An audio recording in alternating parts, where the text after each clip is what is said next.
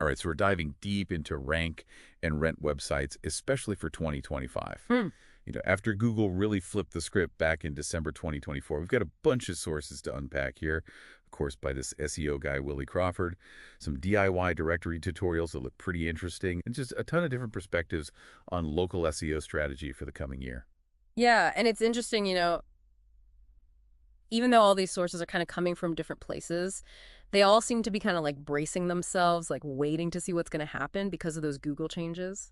It's like everyone's trying to figure out what the rules of the game are now. So this Willie Crawford, he's the guy behind the How to Rank and Rent websites course. He's been doing this for over 20 years, like since 2003. Yeah. He says he's making 6 figures a month with this model. Wow. And his course really digs into those December 2024 updates. Yeah, he even makes some pretty bold predictions based on, what he's seen with past algorithm updates. I have to admit, I'm curious to see what he thinks. Yeah, it definitely makes you wonder if he knows something we don't.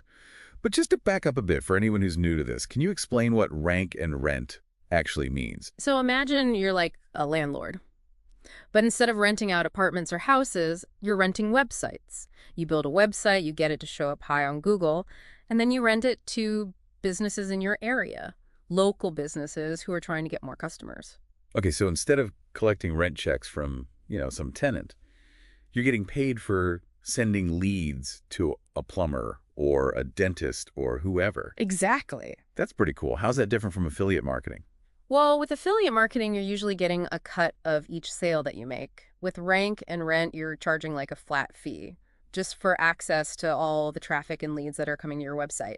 And the other cool thing is you still own the site. So even if that plumber decides to, stop working with you, you still have the website. It's yours. Oh, so it's like you're building this online property you can lease out again and again. That makes a lot of sense. Okay, so let's say I'm sold on this idea. How do I choose a niche? How do I choose something that's going to make money in 2025? That's the big question, right? Willie Crawford's course is really all about this. He says finding a profitable niche is super important. And a lot of the other sources we looked at agree with that. You really have to look at demand. Are people even searching for this service? Is there competition? Enough that you can actually rank, but not so much that you can't stand out. It's like a Goldilocks situation. Yeah, exactly. And then there's this thing called commercial intent. Basically, are businesses actually willing to pay for these leads? So my vlog about, like, my cat's obsession with cardboard boxes is probably not going to cut it. Yeah, probably not. Crawford is really into home services. Things like porch builders or landscapers. He says those are needs that people will always have to pay for. But some of those YouTube tutorials are talking about building directories, which could actually be even bigger. Imagine if you had a directory of all the landscapers in a city, and you were ranking #1 for that. You'd be the go-to place for anyone looking for a landscaper. Yeah, you'd be like the Yelp of landscaping. Exactly. That's a really cool idea. Yeah. But how do I even know if a niche is good? Like, do I just go with my gut? There are ways to figure that out. Crawford goes really deep in his course on ways to test your ideas. But the YouTubers have some easier things you can do. They say just go look at the places where customers are already hanging out online, like forums, subreddits, Facebook groups. If you see people talking about it, that's a good sign there's demand. So go where the people are. Exactly. That makes sense. Okay, so we found our niche. Now we need to build a website that actually ranks, especially after those Google changes in December. Right, those December 2024 changes, everyone's talking about them. Exactly. So Willie Crawford, in his course, he seems to really focus on, like, the fundamentals of SEO. Is that right? Yeah, he's big on the basics for sure. Keyword research, optimizing your content, building backlinks, that's all super important in his method. Right, the classic SEO stuff. Yeah, but some of these YouTubers are talking about some pretty cool hacks, almost like shortcuts to get you ranking faster. Ooh, shortcuts. I like the sound of that. So there's this one guy, he claims he got to #2 on Google for this super competitive service in Birmingham, like a big city in the UK. And he did it with just a simple website, like 4 or 5 pages. Really? Yeah, and his secret weapon was social citations. Wait, so just like linking to his site on social media, I thought backlinks were like the holy grail of SEO. Oh, they're important, definitely. But this is using the power of sites like Reddit and Quora. They already have so much authority with Google. Oh, so you're like borrowing their credibility. Exactly. That's clever. But what if those platforms change their algorithms too? That's a good question. And that's where Crawford's emphasis on, a strong foundation really comes in. He's seen Google change things so many times. He always says focus on the things that really matter. Quality content, a good user experience, real backlinks from good sites. So don't try to game the system, build something good. Right. Makes sense. Hmm. So how do those December 2024 Google updates fit into all of this? What exactly did they change? Well, one of the big takeaways was that Google is really focusing on this idea of topical authority. So it's like you become the expert on a certain topic, the one that Google trusts. The go-to source. Exactly. Okay, so how do I become the expert in Google's eyes? Is it just about writing a ton of content? Well, it's more than that. It's about how your content is organized. One of the YouTube videos talked about this thing called topic clusters. Okay. It's like a wheel, right? The hub is your main topic, like let's say dog training. And then each spoke is a subtopic, like puppy training, obedience training, potty training. So you're creating this web of content all connected Exactly. That shows Google you really know your stuff. like a mini encyclopedia. Right. So with those December 2024 updates, did anything change with backlinks? One of the YouTube videos made it sound like they're still super important. Oh, yeah. Backlinks are still huge. They're like votes for your website. More votes, higher ranking. Okay. But not all backlinks are equal. Like in real life, a vote from someone important counts for more. So like a backlink from the New York Times is better than a link from like my neighbor's food blog. Exactly. It's all about authority and relevance. Okay, so how do I get those good backlinks, the ones that really matter? There are some strategies you can use. One YouTuber talked about broken link building. You find websites with links that go nowhere. Like a dead end on the internet. Yeah, exactly. And then you reach out to them and say, hey, I noticed this broken link. I have a resource on my site that would be a perfect replacement. So you're doing them a favor and maybe getting a backlink. Exactly. Pretty clever. Any other ways to find backlink opportunities? You could also try what another YouTuber called reverse engineering, your competitors' backlinks. So you see who's linking to them. Spying on the competition. Basically, you can see what's already working. Right. But remember, backlinks are just one part of it. You need to create a good website for users, too. That's what Google really wants. Right, not just pleasing the Google algorithm. Yeah. So does Willie Crawford talk about this in his course, especially with those Google updates. Yeah. You know, it's interesting. He doesn't mention the December 2024 update specifically, but he's been through so many Google changes over the years. His advice is kind of timeless. He's all about building a solid foundation, a website that's easy to use, loads quickly, and has good content. Right, the fundamentals. Yeah. But how do we know what Google thinks is a good user experience in 2025? Well, that's where things get even more interesting. Those December 2024 changes were all about making websites better for people.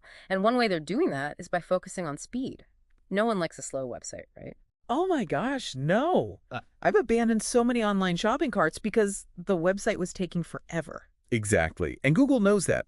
Website speed has always been important for SEO, but now with those updates and this thing called mobile-first indexing, it's even more important. Okay, mobile-first indexing. That sounds kind of scary. It just means Google is looking at the mobile version of your site first. So if your site looks great on a computer, but it's slow and clunky on a phone, you're going to have problems. So I need to make sure my site works well on phones. Yes, Yeah. definitely. And there's more. Google is also really emphasizing these things called core web vitals. Okay. It sounds technical, but it's just a way of measuring how users experience a website. So what are they looking at? Three main things: how fast the page loads, how smooth it is to use, and if the layout jumps around while the page is loading. Oh, I hate that. Yeah, it's super annoying. And Google wants to get rid of those bad experiences. So they're using these core web vitals to measure that. Exactly. So my site needs to be fast, responsive, and stable. What else should I be thinking about when it comes to user experience? This might seem obvious, but a lot of people forget about it. Website security? Security. What does that have to do with ranking? Well, Google has said that having a secure website using HTTPS, that's a ranking factor. Oh, you mean that little padlock icon in the browser? Yeah, exactly. It shows visitors that your site is safe. Especially important if you're collecting information like contact details. Right, builds trust. And Google likes to see that you're taking security seriously. Got it. Secure website, check. Anything else our listeners should know about ranking well in 2025? Especially with all those Google changes. Yeah, there's one more area we haven't talked about yet. It's going to be huge for local businesses. Local SEO. Okay, break that down for me. What's the difference between local SEO and regular SEO? It's all about making sure your website shows up when people search for businesses in their area. Like plumbers near me or best pizza in Chicago. So if I'm a dentist in Denver, I want to be at the top of the search results when someone Googles dentist in Denver. Exactly. And Google has all these features specifically for local searches. One of the most important is the local pack. It's that box at the top of the search results with 3 local businesses. Oh yeah, I see that all the time. So how do I get my business in that local pack? One of the most important things is your Google Business Profile, your GBP. It's like your online storefront on Google. That's the thing that shows up on the right with your business name, address, photos, reviews, all that. Exactly. It's super important for local SEO. Make sure it's filled out completely and it's up to date. Your business name, address, phone number, website, hours, everything. Don't forget photos and a good description of your business. Okay, what about reviews? Those seem pretty important for local businesses these days. They're huge. It's like social proof, you know? It shows potential customers that other people like your business. And Google looks at reviews when they're ranking businesses. So encourage your happy customers to leave reviews on your GBP. No offering free stuff in exchange for a 5-star review. Probably not a good idea. Google is pretty good at catching fake reviews. Just focus on providing great service and the good reviews will come naturally. Okay, no trick in Google. Right. Any other local SEO tips? Something that people often forget about is building local citations. Local citations, what are those? They're basically online mentions of your business that include your name, address, and phone number. You want to get listed on directories, business listings, Chamber of Commerce websites, anywhere your business can be listed online. So the more places I'm listed, the better. Well, not necessarily. It's about quality over quantity. Focus on the websites that are relevant to your industry and have a good reputation. Quality over quantity, that seems to be a theme with SEO. Yeah, it is. And don't forget to optimize your website content for local keywords. So like, instead of just writing about dental services, I should be writing about dental services in Denver. Exactly. Those local keywords tell Google and potential customers where you are. Okay, so we've covered a ton of ground on the rank part of rank and rent, from building a website to optimizing for local search. But what about the rent part? How do I actually convince a business to pay me to rent my website? Yeah, that's the part I'm really curious about. I mean, it's one thing to build a website, but how do I actually sell it to someone? Do I need to, like, become a salesperson? Well, it helps to have some sales skills. But the good news is you're not selling like a used car. You're offering a solution to a real problem that businesses have. They need more customers. Right, they need leads. They don't really care about the website itself. Exactly. One of the YouTubers had a good tip. He said to target businesses that are already doing SEO, either themselves or hiring someone to do it for them. So go after the businesses that already get it, the ones who understand the value of being online. Exactly. They're already playing the game. Okay, that makes sense. So how do I actually reach out to them? Do I just call them up? You could cold call, you could send emails, you could even connect with them on social media. Cold calling, not really my thing. Yeah, it's not for everyone. But if you're good on the phone, it can be a way to get your foot in the door. What about email? Email can work well, but you have to make sure your emails are personalized. You can't just send out a generic message to everyone. No mass emails, got it. Right. You have to show them that you understand their business and their specific needs. Okay, so personalized emails, check. What about social media? Social media is great for building relationships. You can follow them on Twitter, LinkedIn, comment on their posts, share their stuff. Just become a familiar face. So it's about building those connections. Yeah, exactly. And don't forget about offline networking, too. Going to events, conferences, you can meet people in person. I like that. It's not all about being online. Right. Okay, so let's say I've found some good businesses and I've reached out to them. How do I actually sell them on this? What's the secret to closing the deal? Well, remember, you're not selling a website. You're selling them more customers. Willie Crawford really emphasized this. You need to show them, not tell them. Prove that your website is ranking for the right keywords. So show them that I'm on the first page of Google when someone searches for plumber in Denver. Yeah, exactly. That's social proof. And prove that I'm generating leads. Back it up with data. Show them how many people visiting the site, filling out contact forms. Show them the numbers. If you can prove that you're sending them real leads, they're going to be much more likely to work with you. Okay, that makes sense.